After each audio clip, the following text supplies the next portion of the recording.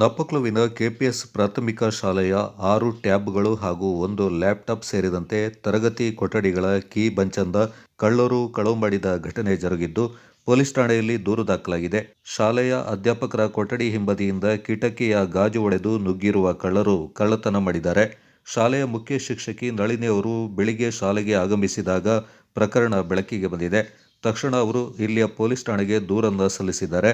ಪೊಲೀಸರು ಸ್ಥಳಕ್ಕೆ ಆಗಮಿಸಿ ಮಹಜರು ನಡೆಸಿದ ಬಳಿಕ ಮಡಿಕೇರಿಯಿಂದ ಶ್ವಾನದಳ ಹಾಗೂ ಬೆರಳಚ್ಚು ತಜ್ಞರು ಸ್ಥಳಕ್ಕೆ ಭೇಟಿ ನೀಡಿ ಪರಿಶೀಲನೆ ನಡೆಸಿದ್ದಾರೆ. ಕಳ್ಳತನ ಪ್ರಕರಣದ ಬಗ್ಗೆ ಎಫ್ಐಆರ್ ದಾಖಲಾಗಿದೆ.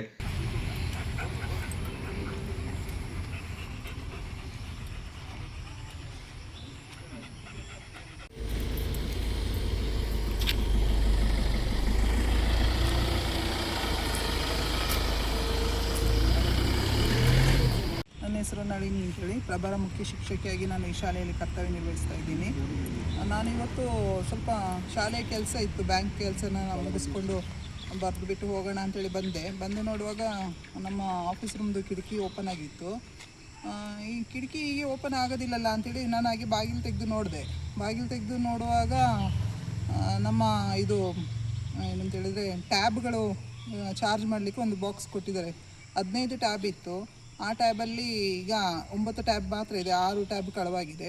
ಹಾಗೆ ಅದು ಕಳವಾದ ತಕ್ಷಣ ಇದು ಎಲೆಕ್ಟ್ರಾನಿಕ್ ಐಟಮ್ ಹೋಯ್ತಲ್ಲ ಅಂಥೇಳಿ ನಾನು ಬೇಗ ಹೋಗಿ ಒಂದು ನಮ್ಮಲ್ಲಿ ಕ್ರೋಮ್ ಬುಕ್ ಲ್ಯಾಪ್ಟಾಪ್ ಇತ್ತು ಸಣ್ಣದು, ಅದನ್ನು ಉಂಟಾ ಅಂತ ನೋಡುವಾಗ ಅದು ಇಲ್ಲ, ಅದು ಕಳವಾಗಿದೆ.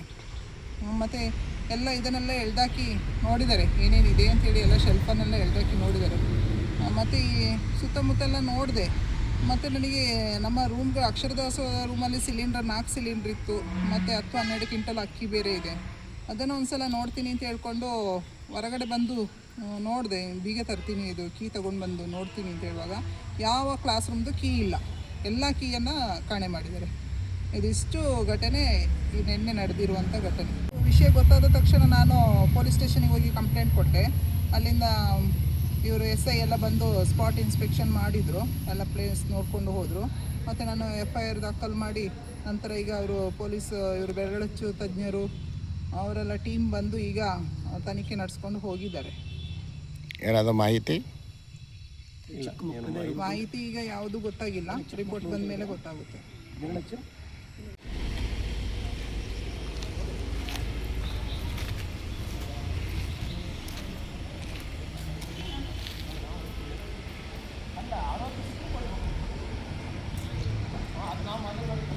ನನ್ನ ಹೆಸರು ಉದಯಶಂಕರ್ ಅಂತೇಳಿ, ಶಾಲೆಯ KPS ಶಾಲೆಯ ವೈಸ್ ಪ್ರೆಸಿಡೆಂಟ್ ಆಗಿದ್ದೀನಿ.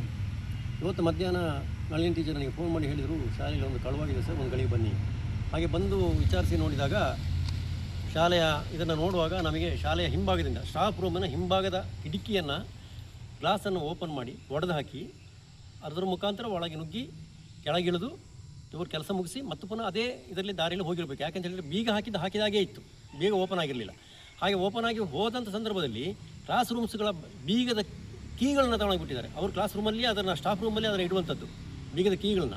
ಆ ಒಂದೇ ಒಂದು ಬೀಗದ ಕೀ ಇಲ್ಲ, ಯಾಕೆ ತಗೊಂಡೋಗಿದ್ದಾರೆ ಅಂತ ಹೇಳೋದು ಗೊತ್ತಿಲ್ಲ. 6 ಟ್ಯಾಬ್ಗಳು, ಒಂದು ಲ್ಯಾಪ್ಟಾಪು ಮತ್ತು ಈ ಬೀಗದ ಕೀಗಳನ್ನು ತಗೊಂಡು ಹೋಗಿದ್ದಾರೆ. ಹಿಂದುಗಡೆಯಿಂದ ಹೋಗಿದ್ದಾರೆ. ಯಾಕೆ ಹಿಂದುಗಡೆ ಹೋಗಿದ್ದಾರೆ ಅಂತ ಹೇಳಿದರೆ, ಸ್ಟಾಫ್ ರೂಮಿನ ಬೀಗ ಹೊಡೆದಿಲ್ಲ, ಬೀಗ ಓಪನ್ ಆಗಲಿಲ್ಲ, ಟೀಚರ್ ಕೈಲೇ ಇರುವಂಥದ್ದು. ಅದು 3 ಕೀಗಳು ಕೂಡ ಟೀಚರ್ಸ್ ಕೈಲೇ ಇರುವಂಥದ್ದು. 3 ಕೀಗಳು ಓಪನ್ ಆಗದೇ ಇರೋದರಿಂದ ಅವ್ರು ಬಂದ ದಾರಿಯಲ್ಲೇ ವಾಪಸ್ ಹೋಗಿದ್ದಾರೆ. ಶಾಲೆಯ ಹಿಂಭಾಗದಿಂದ ಎಂಟರ್ ಆಗಿದ್ದಾರೆ, ಹಾಗೆ ವಾಪಸ್ ಕೂಡ ಅಲ್ಲೇ ಹೋಗಿದ್ದಾರೆ.